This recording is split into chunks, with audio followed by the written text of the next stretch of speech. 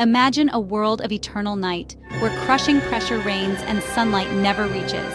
This is a place so alien, so remote, that it feels more like a distant planet than a part of our own Earth. The deep ocean is a realm of extremes, where the weight of the water above would crush a human in an instant, and the cold is so intense it chills to the bone. This is the deep ocean, more mysterious to us than the surface of the moon. In fact, we have mapped the moon in greater detail than we have the ocean floor. Its vastness and inaccessibility have kept its secrets hidden for millennia, making it one of the last true frontiers on our planet. Down here, life thrives in ways that defy imagination. Bioluminescent creatures flash like living stars, illuminating the darkness with bursts of color and light. These organisms have evolved to survive in total darkness, using their glow to attract prey, communicate, or ward off predators. And giant squid, once thought to be only legends, glide silently through the cold, inky water. Their massive tentacles and mysterious eyes hint at the many secrets still lurking in the depths. Far from empty, this is a vibrant ecosystem, a final frontier holding secrets we're only beginning to uncover. Every expedition reveals new species, new behaviors, and new adaptations that challenge our understanding of life itself.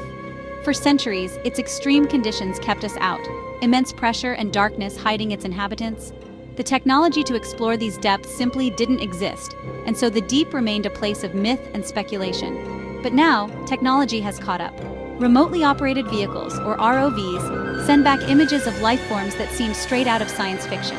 We've found Yeti crabs with their furry claws and vampire squid with their cloak-like arms and glowing eyes. And entire communities live on chemicals from the Earth's crust, thriving where no sunlight ever penetrates. These creatures cluster around hydrothermal vents, forming bustling colonies in the most unlikely places. Around these vents, ecosystems flourish without sunlight, relying on chemosynthesis, bacteria turning chemicals into energy. This process supports a web of life that is completely independent of the sun, showing us that life can exist in the most extreme environments. Each new exploration reveals another piece of this incredible puzzle, reminding us how much we have yet to learn. Scientists are constantly surprised by what they find, and every discovery raises new questions about the limits of life on Earth. But our ability to reach this realm has sparked a new ambition, mining its riches. The deep sea holds valuable minerals and metals, tempting industries to exploit these untouched resources. The question is, what will be the cost of disturbing this ancient, fragile world? As we push further into the unknown, we must ask ourselves if the price of progress is worth the risk to these irreplaceable ecosystems, and whether we can balance exploration with preservation for generations to come. Deep-sea mining is the process of retrieving mineral deposits from the ocean floor, thousands of meters below the surface. Giant robotic machines, underwater tractors and vacuums, are sent down to operate in darkness and crushing pressure. There are three main targets: polymetallic nodules scattered across abyssal plains, cobalt-rich crusts on underwater mountains, and massive sulfide deposits around hydrothermal vents. These deposits are rich in metals crucial for modern technology: copper, cobalt, nickel, and rare earth elements. Mining involves scraping or vacuuming the seafloor, collecting nodules, and pumping them to the surface. For crusts and sulfides, powerful robotic cutters grind rock from seamounts and vents. It's a massive industrial operation, pushing the limits of engineering, but it comes at a cost to the unique ecosystems found nowhere else on Earth. Why the rush to mine the deep? Our modern world runs on metals, many now scarce on land. Electric cars, wind turbines, and smartphones all depend on minerals like cobalt, nickel, and rare earths. The deep sea holds vast reserves of these critical materials, sometimes more than all terrestrial sources combined. For nations and corporations, seabed mining promises a stable supply for the green transition, potentially reducing reliance on environmentally damaging landmines.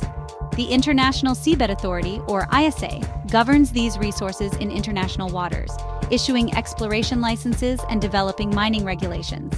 In 2021, a legal trigger put the ISA on a deadline to finalize mining rules, accelerating the global debate. The world now faces a choice: rush ahead with mining, or pause until we understand the consequences. The stakes have never been higher. The race for deep-sea minerals has drawn in powerful nations, small island states, and ambitious companies, Over 30 exploration contracts now cover more than 1.5 million square kilometers of seabed. China leads in contracts and technology, while countries like Japan and the UK see the seabed as a path to mineral independence. Private companies, often partnered with island nations, hope mining profits will fund development and climate adaptation. But this opportunity comes with risk. These nations are at the center of a contentious global debate. With no finalized mining code, some push to start mining, while others demand a moratorium, arguing we know too little to proceed safely. The future of the ocean is being decided in high-stakes diplomatic battles. The deep ocean is a delicate, ancient ecosystem. Most of its species are still unknown to science. These mysterious depths have evolved over millions of years, creating a world of extraordinary biodiversity and intricate relationships. Every new expedition reveals creatures and habitats that challenge our understanding of life on Earth. Mining vehicles will strip mine the seafloor, destroying habitats and the life they support. The noise, sediment plumes, and physical destruction caused by these machines can disrupt entire food webs, leaving once thriving communities barren and lifeless. Nodules are essential for many species. Their removal wipes out centuries-old sponges, corals, and anemones. These nodules act as islands of life in the vast deep sea, providing rare hard surfaces for organisms to anchor and grow. Recovery could take millions of years if it happens at all. The deep sea's slow pace of life means that damage is not easily repaired. Some species may never return, and entire ecosystems could be lost forever. Seamounts targeted for their mineral crusts are biodiversity hotspots. Mining them is like clear-cutting ancient rainforests. These underwater mountains support unique communities, many of which exist nowhere else on the planet. Hydrothermal vents, home to unique life forms, could be lost forever if mined. These vents are oases of life in the deep, supporting species that have adapted to extreme conditions and chemical-rich waters. Each vent field hosts species found nowhere else on Earth. The loss of even a single vent could mean extinction for entire lineages of life. Destroying these wonders would erase evolutionary stories we're only beginning to understand. Scientists are just starting to unlock the secrets of these habitats, and mining could close the book before we even read the first chapter. The risk is not just local. Disrupting these habitats could have cascading effects throughout the ocean. The deep sea is connected to the entire marine system, and its loss could impact fisheries, climate regulation, and ocean health worldwide. Mining the deep sea could mean permanent loss of irreplaceable natural heritage. Once these habitats are gone, they cannot be recreated or restored. The stakes are nothing less than the future of life in the abyss. Our choices today will determine whether these ancient, mysterious worlds survive for generations to come.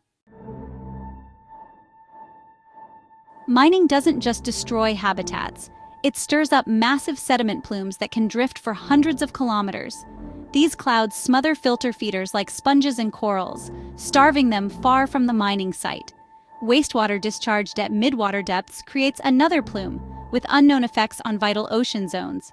Noise and light pollution from mining machinery disrupt deep-sea animals adapted to silence and darkness. The deep ocean is also Earth's largest carbon sink. Disturbing its sediments could release stored carbon, undermining climate regulation. We barely understand these cycles. Industrial mining could trigger changes we can't predict or reverse. The risks extend far beyond the mining site, threatening ocean health and climate stability.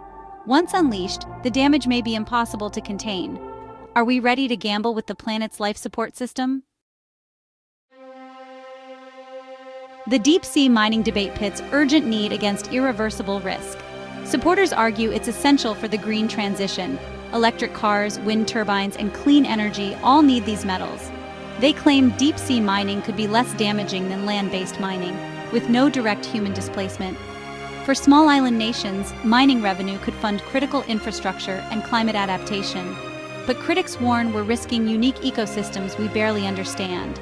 The loss of biodiversity and disruption of ocean systems could be permanent. They urge us to focus on recycling, better product design, and innovation to reduce demand for new minerals. A circular economy, based on reuse and recycling, could meet our needs without destroying the last pristine wilderness. The choice is stark short-term gain or long-term planetary health. Which future will we choose? The International Seabed Authority is racing to finalize rules for deep-sea mining, but global consensus is elusive. Scientists are scrambling to map biodiversity and model mining's impacts, using cutting-edge tools like environmental DNA. Without baseline data, we can't measure damage or hold companies accountable. Some engineers promise new tech to reduce harm, but many experts remain skeptical. Removing habitat is inherently destructive. The precautionary principle demands we pause. Take time for science to catch up, assess risks, and explore alternatives. A moratorium isn't a permanent ban, it's a call for caution and informed debate. The world must decide, do we rush ahead or act with wisdom and restraint? The future of the deep ocean depends on our choices now. We stand at a crossroads, a pivotal moment in history where our choices will shape the fate of the ocean for generations to come. The decisions we make today will echo for millennia, rippling through time and affecting not just us, but every living creature that depends on the sea. The deep ocean's treasures, rare minerals and mysterious life, tempt us with promises of progress and prosperity, but the cost could be irreversible loss, the destruction of fragile habitats, the extinction of species we have barely begun to understand. This is not just about economics or engineering, it's about the values we hold and the legacy we wish to leave behind. It's an ethical choice about our relationship with nature, whether we see ourselves as stewards or conquerors of the deep.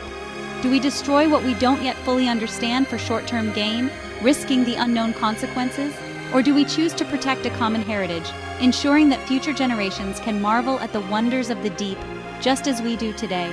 A truly green and sustainable future cannot be built by sacrificing the planet's last wild places, the untouched frontiers that still hold secrets vital to life on Earth. We must exhaust every alternative, recycling, innovation, and building a circular economy before we even consider mining the abyss.